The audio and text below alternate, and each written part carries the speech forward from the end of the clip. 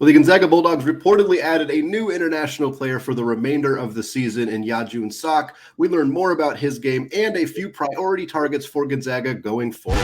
You are Locked On Zags, your daily podcast on the Gonzaga Bulldogs. Part of the Locked On Podcast Network. Your team every day.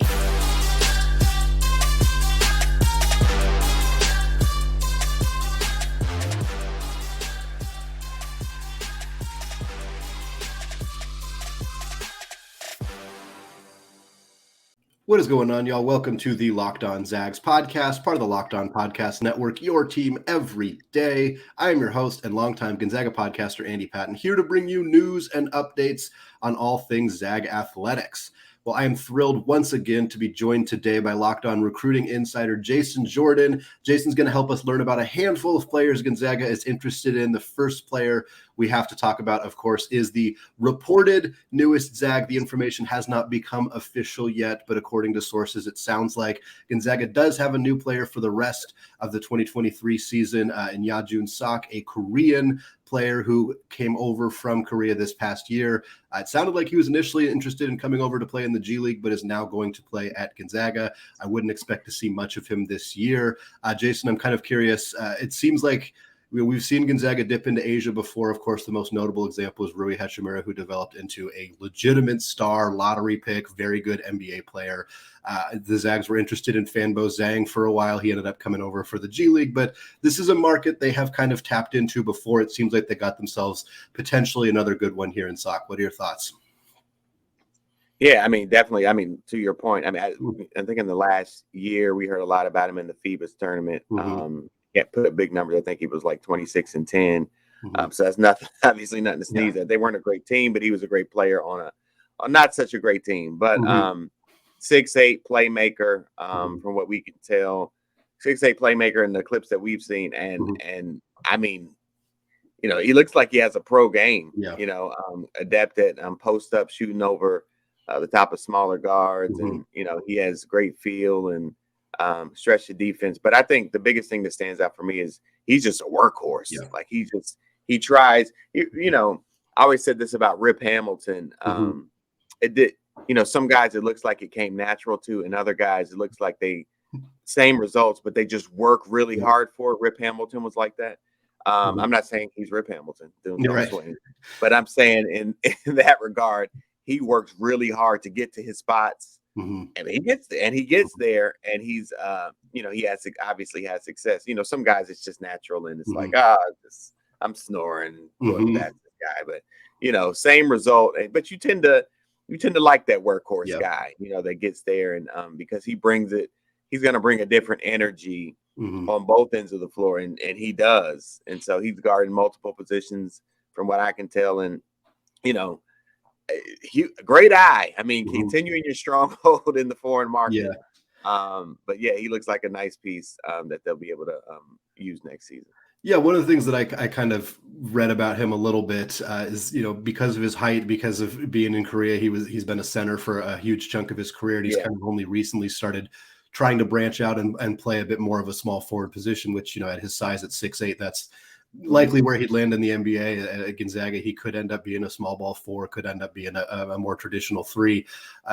Considering the kind of learning curve that we've seen with Asian players in the past, again, we'll use Rui as an example. He basically didn't play at all as a freshman, and when he did, he was very out of control, a little bit better as a sophomore, and then of course had that massive breakout as a junior. When looking at Seok, obviously he's a little bit older as a prospect, so that's kind of a factor there, but also how important is it to get him in kind of basically a half semester early? I suspect that he's not going to play much at all this year. There's not really a compelling reason to play him unless he's just way better than Gonzaga's current players, which is probably not the case right now. So I'm kind of curious how important you think it is to get him in now and get him kind of acclimated, learning from a guy like Strother, learning from a guy like Timmy, and just kind of getting his feet wet in the NBA game or in the American game. Oh, it's huge. I mean, it's huge, and it'll pay big dividends. To your point, it's about acclimation into the system and the process, and you want to see him, what he can do against, you know, the best in the world, which is over here, fact, right? So I think getting that half a year, or even, you know, 8-9 months under his belt before he's actually probably going to get out there and see what he can really do is huge. Because, I mean, you can clearly see that he has a skill set, but, a lot of foreign players talk about the speed being so different. Speed of the game alone is a huge curve that, a lot of them have to overcome. And so I think just pace, and now he has a high IQ. It's very clear. So I think he'll be able to pick things up really quickly. But, it's tough. The bigger, stronger, faster. It's just the truth. So that is a curve that is hard to overcome. And so when you can get them early, the earlier you can get them to start reacclimating themselves to this level, the better. And I think that'll pay huge dividends for them down the line. When it's funny, one of the talking points for Gonzaga fans this offseason and really kind of the last 2 years has been fear about Tommy Lloyd's departure leading to Gonzaga not being as active on the international market, because that was really Tommy's bread and butter. And of course, we've seen Arizona be active on the international market since he's gone over there. But we've also seen Gonzaga now, they've added this kid from Korea. They added Alex Tui coming in next year out of Australia. They're interested in a French prospect that was at the game against Eastern Oregon, hanging out with Killian Tilly. So it sure doesn't seem like the international market is an area that Gonzaga has gone away from since Tommy left. And it's clearly looks like it's going to pay dividends for Gonzaga. Yeah. So the way that works is it's not that. So the connection, it's about relationships. Yes, it's about relationships with a person. So Tommy Lloyd still obviously has those relationships, but the same people that he has relationships with want relationships with the brand that is Gonzaga basketball. So, I mean, respectfully to Tommy Lloyd, he's going to keep getting players, but they're going to be like, yo, remember us? Yeah. So they're going to put somebody else on it. Not to say the void, but I mean, the reality is you haven't felt the void. I mean, you're getting high level players from overseas. So, that's how that works. Like, it's like, no, Tommy's not there. We're out of here. It's like, no. Tommy, we'll holler at you. Mark's on the phone. That's how it works. And I'm telling you that is going to continue to work because they want the pipeline and they want to be associated with the brand that is Gonzaga. Absolutely.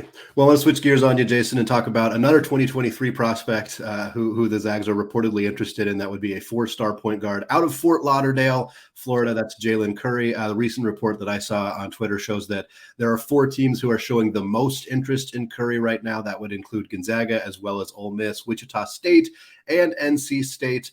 I'm curious, just kind of, he's a small left-handed point guard. I'm curious kind of what else you can tell us about his game. Yeah, Jaylen was one of my favorite players at Peach Jam. Southpaw guy. It's always tougher to guard the lefty point guard. I don't, it's just angles. I think they have different angles, different vision, stuff like that. But truly a quarterback on the field, quarterback on the court, high IQ guy. He's adept with playing with elite talent. Ran the show for Boo Williams this past summer, and just a floor general, doesn't force things, stays within his framework of doing things, but he can definitely call his own number. But he's always looking to run the offense, always looking for ways to put his teammates in positions to be successful. So he's a guy who thinks he's the a play ahead guy. So you got to be thinking with him. You got to be running with him. He's up and down transition, but he can slow it down. So he's always dictating tempo, and he really guards 94 feet. So not overly, not an overly talkative point guard, but definitely very productive and definitely a big get if for any of those schools, and certainly Gonzaga. Sure. Well, Curry is far from Gonzaga's only point guard interest. The main one, of course, is Zoom Diallo, who came to Spokane this past weekend. Part of the reason that this story about Jun Seok even came out in the first place was from Zoom Diallo's Instagram. I want to talk to you, Jason, all about Zoom's official visit to Spokane and what his prospects look like right now. But before we do that, today's episode of Locked On Zags is brought to you by Built Bar. If you're looking for a delicious treat but don't want all of the fat and calories, then you have to try a Built Bar. We just got through the holidays, and I know my goal is to eat a little healthier this year. If you're like me, where you want to eat healthier, but you don't want to compromise taste, then man, I've got just the thing for you. You've got to try Built Bar. With Built, healthy is actually tasty. Seriously, they're so delicious, you won't think they're good for you, but they're perfect for your New Year's resolution. What makes Built Bar so good? Well, for starters, they're covered in 100% real chocolate. That's right, real chocolate. And they come in unbelievable flavors like churro, peanut butter brownie, and coconut almond. I'm not sure how Built does it, but these bars taste like a candy bar while maintaining amazing macros. They have 130 calories, 4 grams of sugar with a whopping 17 grams of protein. And now you don't need to wait around to get a box. For years, we've been talking about ordering your Built Bars at Built.com. Now you can get them at your local Walmart or Sam's Club. That's right. Head to your nearest Walmart today, walk to the pharmacy section, and grab yourself a box of Built Bars. You can pick up a 4-bar box of cookies and cream, double chocolate, or coconut puffs at Walmart's or Sam's Club today. All right, segment 2, still Andy Patton, still Locked On Zags, still joined here by the great Jason Jordan. Jason, want to talk here about Zoom Diallo, of course, the big story of this weekend before Gonzaga found out about a new international player was Zoom Diallo's visit. Again, Curtis High School, Tacoma. Zoom was coming to Spokane and watching Gonzaga games when he was an elementary school kid. He talked about how much he loved this visit, how excited he was to see Nolan Hickman in action. We know he's down to 6 programs as of this conversation, at least. Arizona, Florida State, Gonzaga, Washington, USC, and Kansas now after this official visit. I'm curious your thoughts on if Gonzaga, how serious of a player they are for Zoom services. Yeah, I think they're a major player for the reasons you said.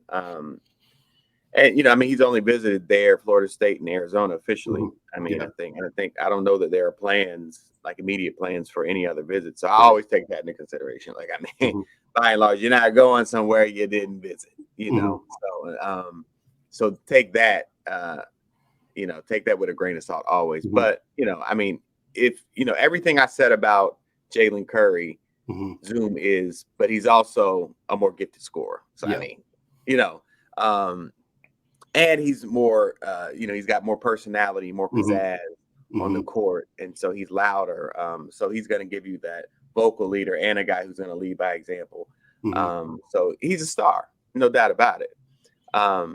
So, you know, I think, you know, him being there, you know, and like he said, he's talked about that a lot for a strong years, why they're, a major player in his recruitment. And I think in the end, they'll definitely be a major player up until the end. So I definitely feel like they're a formidable opponent for all schools in this one. You know, and one thing we've kind of seen with Zoom when talking about his recruitment and his game and stuff, he's very up tempo. He's kind of he likes to get out and go and move. And obviously, you mentioned he's a high level scorer as well.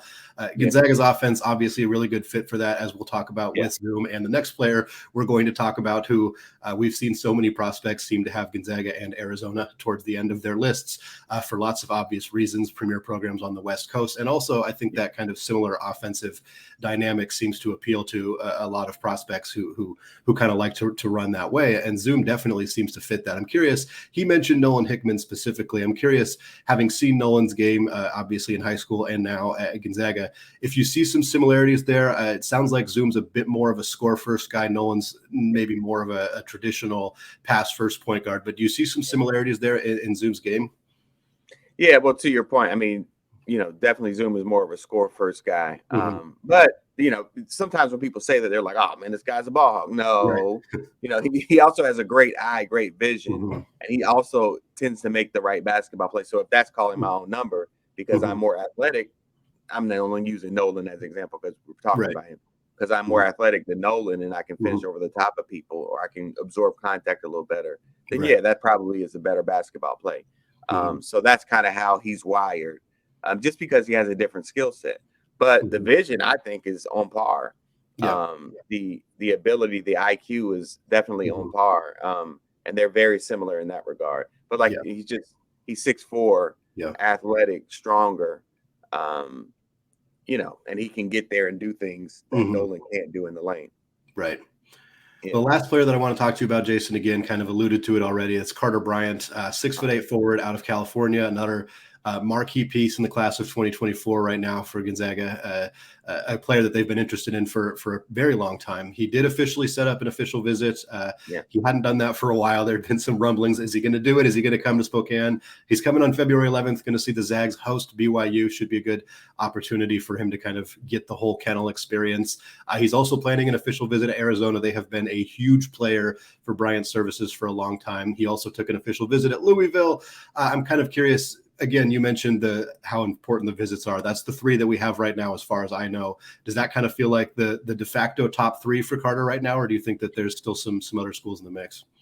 Yeah, it sounds like it. It sounds like it. And he, obviously he's blown up in the last 6 months. I mean, through the roof. I mean, shout out to my man M. Grads. I always give him credit because he's the first one that I ever heard on the planet to talk about Carter Bryant. I mean, he was like, I'm telling you, So, but yeah, I think it looks that way, but I don't think anything's going to end anytime soon. I'll say that. So, and I've been told that, things are going to pick up with other schools. So, I think there's going to be a wait and see for that.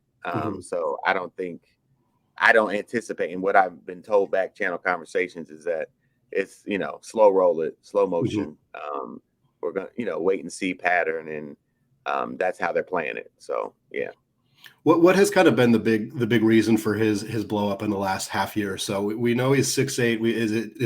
Is there more to his game than the athleticism? Is that kind of what has helped kind of push him up the rankings, or was it just kind of he finally got that exposure? It was definitely exposure, but there's a lot more to his game than just athleticism, because he has like more of a pro game. So he does a lot. He's in a lot of post up situations where he can shoot fadeaways and up and unders and things like that, 2 dribble pull ups. But 6'8" playmaker who, to your point, is super athletic and a high IQ guy who will make the extra pass and is about winning and big on high motor, on both ends of the floor. That's gonna shine through, and that's what I, when I had the first conversations about him, that's what I was told. And so 2 months later, it's through the roof. Everybody's on him and things like that. So, but yeah, I think bigger than his athleticism is his ability as a playmaker and his vision. I think he's an underrated passer, but just his ability to, post up and create from that space, whether it's for himself or for a teammate, I think is what sets him apart. Jason, thank you so much, as always, for coming on, for your insight on the 4 different players that are in various stages of interest for Gonzaga. It's always good to have your insight and expertise looking at these guys and potential future Zags. So thank you again. Oh, thanks for having me, man. Thank you. All right, segment 3, still Andy Patton, still locked on Zags. We're closing out today's show talking about some pro Zags not playing in the NBA. We've done a lot of NBA content recently, and that's because there are so many Zags playing in the NBA. It's hard to keep up with that, but there are also so many Gonzaga players playing professional basketball overseas, in the G Leagues, various other places like that. And I want to take some opportunities to kind of get a chance to talk about those guys when we can fit it in. So today we got five or so guys we're going to talk about, a couple guys in the G League, a couple guys playing out in Japan. We're going to start out, though, talking about, it's an unfortunate update on one of my favorite Zags of all time. I know he's on many other people's top 10, top 5 lists as well. That is former point guard Kevin Pangos. Pangos had kind of an interesting season, an interesting year in 2022. He, of course, made his NBA debut with the Cleveland Cavaliers after 6 years abroad, left Gonzaga in 2015, didn't actually make it into the NBA until the 2021 season after having a very lucrative, very successful career in Europe.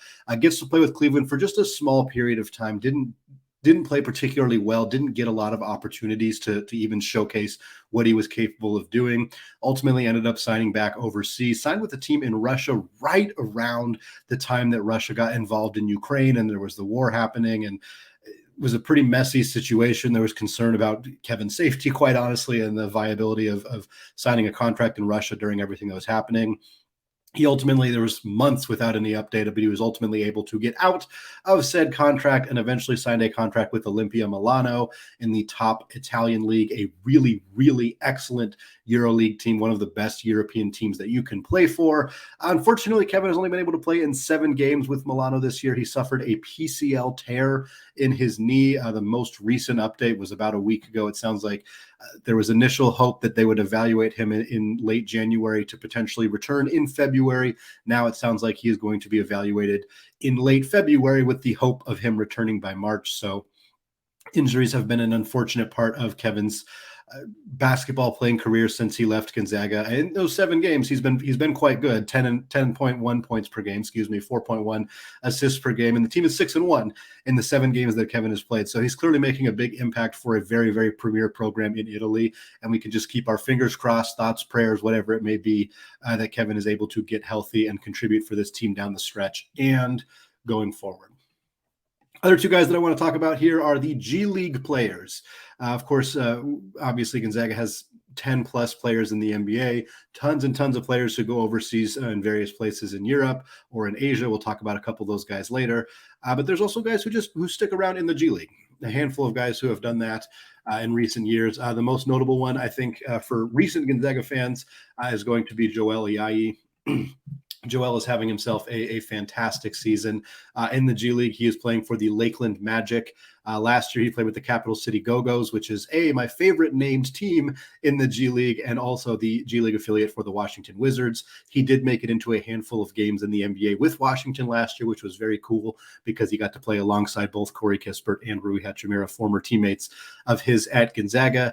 This year, he hasn't quite made it into the NBA yet. Last year, he was on a 2-way contract, which stipulates that you do have spent part of your time in that contract, at least on an NBA roster. In this situation, he is just a regular G League player, so he does not have that kind of send back down type of situation. But he's been very good for Lakeland. He's averaging 10.3 points, 5.5 rebounds, and 4 assists per game, 18 games played for Lakeland. Joel doing Joel things, a little bit of everything, scoring a consistent clip, getting a lot of rebounds, getting a lot of passes, or getting a lot of assists, I should say, doing a little bit of everything for Lakeland. It's been fantastic to see Joel be the player that we all know Joel Ayayi can be. And then one fun thing that's happening this year for the first time, and kind of part of the reason I wanted to highlight some of the G League guys, is the G League is having their own All-Star game. This is the first time this has happened. The G League's been around for quite a while now, and they're actually going to host an All-Star event, and fans can vote. And that's a very exciting element of this, too, is you can go to the G League website, you can find the All-Star voting tab, and you can vote for 5 players, not 10, like you can vote for in the NBA. You can vote for 10 different players in the NBA. In G League, you can only vote for 5, 2 guards, 2 forwards, and a center. But if you want to vote for Joel Ayayi to make the first ever G League All-Star game, again, I'll put a link in the show notes here, but for those of you who are interested, just go to G League, search G League All-Star Game, go to the G League website, you'll find a link to the All-Star, and you can submit your votes there. If you click Joel Ayayi and vote for him and you want to fill out the rest of your guard rotation, look no further than David Stockton. David Stockton, of course, another former Zags son of NBA Hall of Famer John Stockton. David is putting up similar numbers to Joel, although he has been very, very efficient as a passer. 13 games with the Fort Wayne Mad Ants, another fantastic team name in the G League. They are an affiliate of the Indiana Pacers. Stockton also not on a 2-way contract, so would have to get officially signed in order to make it into the NBA. But right now, he's looking like a fantastic point guard at that level. 10.8 points per game, 7.6 assists per game, and 3 rebounds per game. So feel free to go on to the G League website, find the All-Star voting tab, hit Joel Ayayi, hit David Stockton. You can get 2 votes for Zags, not just into the NBA All-Star game, but you can vote for a couple Zags to make it into the G League All-Star game as well. Finally, want to close out the show talking about a pair of Zags who are playing overseas in Japan. They are both playing for the Toyotsu Fighting Eagles, and that is Jeremy Jones and Jonathan Williams. Jeremy Jones recently celebrated his 1,000th point as a player in Japan. He is now officially a member of the 1,000-point club in the country of Japan. He's been fantastic playing over there for the last couple of seasons. It's been really, really fun to see Jeremy kind of start to thrive as more of an actual creator, a more playmaker.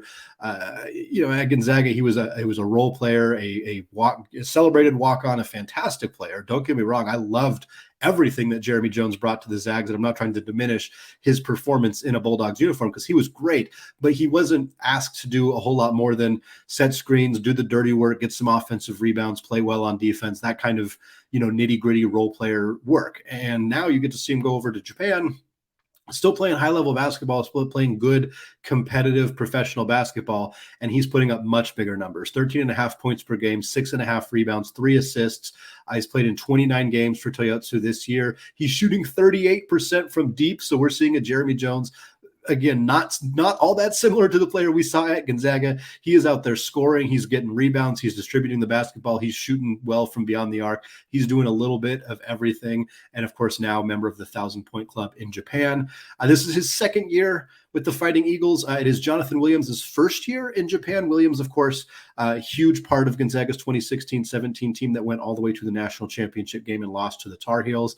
Has had a lucrative career, has played in the NBA a handful of times. He played with Washington. He played with the Lakers for brief periods of times, has also played in multiple different leagues overseas. I believe he's played in Italy and Israel. He's now playing in Japan. I think it raised some eyebrows at first when he went over to this league, just because it looked like a step down for him, but he's put up very, very productive numbers here in Toyotsu with the Fighting Eagles. 12 points, 7 boards per game. He's played 22 games. He's missed a few games with COVID, missed a few games with injuries, shooting 57% from the field. I'm not going to take too much out of the fact that Jeremy is putting up more productive numbers right now. It's first year in Japan, getting used to the league, the level, the caliber of opponent, all of that stuff, but still very cool to see two former Zags playing on the same team, dominating in Japan. It's very exciting to see these guys. We're going to talk a lot more about more former Zags and what they're doing. There's a huge laundry list of guys. Kyle Wilcher's in China, Admon Gilder's playing overseas, Josh Perkins playing overseas. Huge list of guys. We'll kind of get through them as we get opportunities to do so during the regular season here, but it's always fun to kind of check in on how the former Zags are doing. All right, that's going to do it for us today. Don't forget to check out the new podcast, Locked On College Basketball. Myself, Isaac Shade of Locked On Tar Heels, break down the biggest stories in college hoops 5 times per week. It is available wherever you get your podcasts, also available on YouTube. Go hit that subscribe button if you haven't done so yet. Finally, I want to thank all of you for listening, and go Zags.